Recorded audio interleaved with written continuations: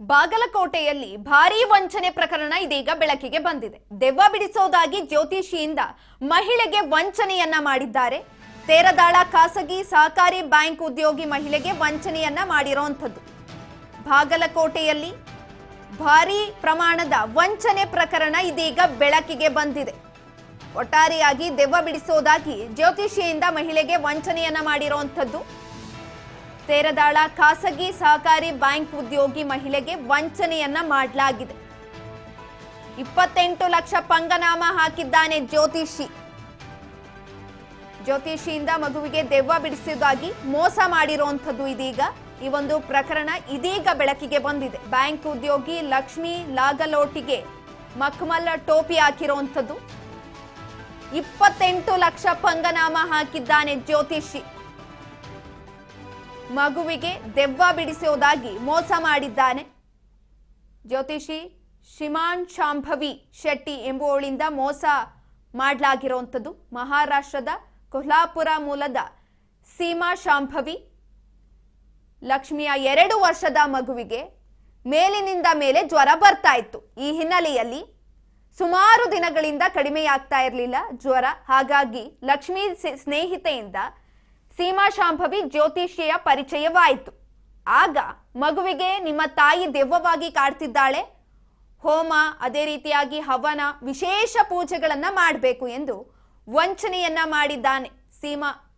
ಮಗುವಿನ ಹೆಸರಿನಲ್ಲಿ ಪೂಜೆ, ನವಗ್ರದಾನ, ಹೋಮ ಸೇರಿದಂತೆ ಹಲವು ವಿವಿಧ ಹೋಮ ಮಾಡಿದ್ದೇನೆ ಎಂದು ನಂಬಿಸಿ ಮೋಸವನ್ನ ಮಾಡಿರುವಂತದ್ದು.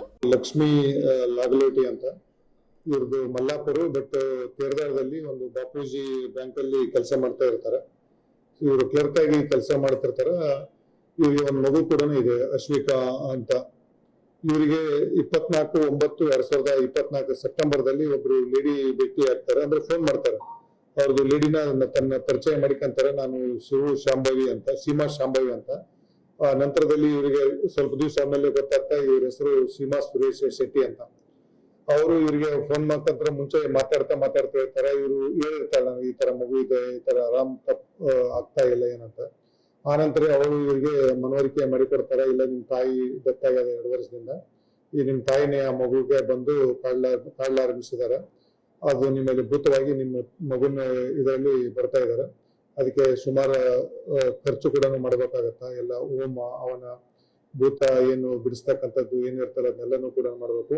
ಮತ್ತೆ ನಾನು ಪ್ರತಿ ಅಮಾವಾಸ್ಯೆ ಮತ್ತೆ ಹುಣ್ಣಿಮೆ ಕೂಡ ಒಂದೊಂದು ಇಂಜೆಕ್ಷನ್ ಕೊಡ್ತೀನಿ. ಅದಕ್ಕೆಲ್ಲ ದುಡ್ಡು ಖರ್ಚಾಗತ್ತೆ ಅಂತ ಹೇಳ್ತಾರೆ. ಇವರಿಗೆ ಸ್ವಲ್ಪ ಮನವೊಲಿಸ್ತಾ ಹೋಗ್ತಾರೆ. ಅವರು ಇವ್ರ ಹತ್ರ ತಿಳ್ಕೊಂತಾರೆ ಮುಂಚೆ ಏನೇನಿದೆ ಅಂತ. ಇವರ ಕಡೆ ಸ್ವಲ್ಪ ಗೋಲ್ಡ್ ಇರ್ತಾ, ಮತ್ತೆ ಇವರು GS ಅಲ್ಲಿ ಇರ್ತಕ್ಕಂಥದ್ದು ಬ್ಯಾಂಕ್ FD ಇರ್ತಾ. ಒಟ್ಟು ಈ ತರ ಒಟ್ಟು ಇವ್ರ ಕಡೆ ಒಂದು 28,75,000 ರೂಪಾಯಿ ದುಡ್ಡನ್ನು ಅವರು ಬೇರೆ ಬೇರೆ ರೂಮ್ ಮೂಲಕ ತಗೊಂತಾರೆ. ಅಂದ್ರೆ ಇವ್ರು ಹೇಳಿಕೆಂತ ಹೋಗ್ತಾರೆ, ಮಗು 2 ವರ್ಷದ ಟ್ರೀಟ್ಮೆಂಟ್ ಕೊಟ್ರೆ ಕ್ಲಿಯರ್ ಆಗುತ್ತಾ, ಸೊ ಅದಕ್ಕೆ ಇಷ್ಟು ದುಡ್ಡು ಹಾಕ್ಬೇಕು, ನಾನು ಇವತ್ತು ನವಗ್ರಹ ನಿಮ್ಮ ಮಗು ಹೆಸರಲ್ಲಿ ನಾನು ಪೂಜೆ ಮಾಡಿಸ್ತಾ ಇದ್ದೀನಿ, ಹೋಮ ಮಾಡಿಸ್ತಾ ಇದ್ದೀನಿ, ಅದಕ್ಕೆ ಇಷ್ಟು ದುಡ್ಡು ಹಾಕ್ಬೇಕಂತ ಹೇಳಿದ್ರೆ ಪ್ರತಿ ಸಲನೂ ಕೂಡ ಇವರಿಗೆ ಪುಸ್ಲಾಯಿಸಿ ಅಕೌಂಟ್ ಮೂಲಕ ಒಟ್ಟು 17 ಲಕ್ಷದ ಸಮಥಿಂಗ್ ಅಮೌಂಟ್ ತಗೊಂಡಿದ್ದಾರೆ. ಮತ್ತೆ ಉಳಿದು ಕ್ಯಾಶ್ ರೂಪದಲ್ಲಿ 11 ಲಕ್ಷ, ಒಟ್ಟು 28,75,000 ರೂಪಾಯಿನ ಇವ್ರ ಕಡೆಯಿಂದ ವಂಚನೆ ಮಾಡಿರ್ತಕ್ಕಂಥದ್ದಿದೆ. ಅವರು ಬಂದು ಇವತ್ತ ಲಿಖಿತ ಒಂದು ದೂರನ್ನು ಕೊಡ್ತಾರೆ. ನಾವು ಸಣ್ಣ ಪೊಲೀಸ್ ಸ್ಟೇಷನ್ ದಲ್ಲಿ ಲಿಖಿತ ದೂರನ್ನು ದಾಖಲು ಮಾಡ್ಕೊಂಡಿದ್ವಿ. ನಮ್ದು ಟೀಮ್ ಅವ್ರದ್ದು ಎಲ್ಲದೂ ಕೂಡ ಬ್ಯಾಂಕ್ SBI ಬ್ಯಾಂಕಿಗೆ ಟ್ರಾನ್ಸ್ಫರ್ ಮಾಡಿರ್ತಕ್ಕಂಥದ್ದಿದೆ. ಮತ್ತೆ ಅವರು ಮೂಲತಃ ಕೊಲ್ಲಾಪುರದಿಂದ ಏನು ವಂಚನೆ ಮಾಡಿರ್ತಕ್ಕಂಥದ್ದಾರೆ, ಕೊಲ್ಲಾಪುರ ಊರದಲ್ಲಿದ್ದಾರೆ. ಸೊ ನಮ್ದು ಟೀಮ್ ಅಲ್ಲಿ ಹೋಗಿದೆ, ಅಲ್ಲಿ ಇರ್ತಕ್ಕಂಥದ್ದು ಅವ್ರನ್ನ ವಶಕ್ಕೆ ಪಡೆದು ಮುಂದಿನ ವಿಚಾರಣೆಯನ್ನ ಮಾಡ್ತಾ ಇದ್ವಿ. ಏನು ಎಫೆಕ್ಟ್ ಆಗಿಲ್ಲ. ಅವರು ಸುಮ್ಮನೆ ಏನೋ ಒಂದು ಇವರಿಗೆ ದುಡ್ಡು ವಸೂಲಿ ಮಾಡೋದಕ್ಕೆ ಏನ್ ಬೇಕು ಆ ತರದೆಲ್ಲ ಮಾಡಿಕೊಂತ ಹೋಗಿದ್ದಾರೆ. ಇವರು ಅವ್ರಿಗೆ ಕಾಲ್ ಬರುತ್ತೆ. ಕಾಲ್ ಬಂದ್ಮೇಲೆ ಇವರು ಫ್ರೆಂಡ್ ಒಬ್ರು ಇರ್ತಾರೆ. ಯಾರು ಈಗೇನು ಕಂಪ್ಲೇಂಟ್ ಲಕ್ಷ್ಮಿ ಇದಲ್ಲ, ಶ್ರೀಮತಿ ಲಕ್ಷ್ಮಿ, ಅವ್ರ ಫ್ರೆಂಡ್ ಇದಾರೆ, ಇಲ್ಲ ನನಗೂ ಪರಿಚಯ ಅವರು ಅಂತ ಹೇಳ್ಬಿಟ್ಟು ಪರಿಚಯ ಆಗಿರ್ತಕ್ಕಂಥದ್ದು.